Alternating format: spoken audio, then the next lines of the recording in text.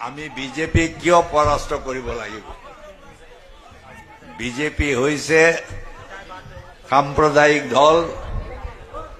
যি দলে আমাৰ মাজত ভেদাভেদ সৃষ্টি কৰে এওঁলোকে হিন্দু মুছলমান খ্ৰীষ্টিয়ান বুদ্ধিষ্ট এওঁলোকৰ মাজত ভেদাভেদ সৃষ্টি কৰে আমি কংগ্ৰেছ আমি মহাত্মা গান্ধীৰ দল আমি সকলো ধৰ্মৰ মানুহক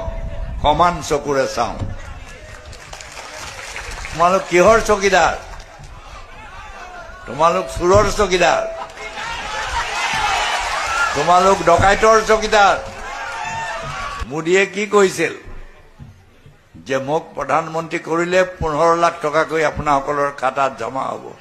15 লাখ টকা পালেনে ৰাইজ কিমানে পালে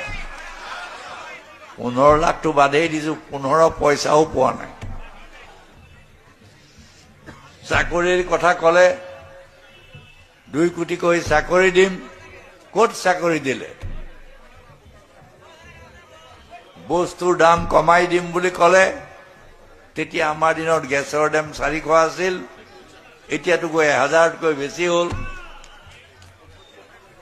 কেৱল মিছা চাক হিন্দু মুছলমান লগাই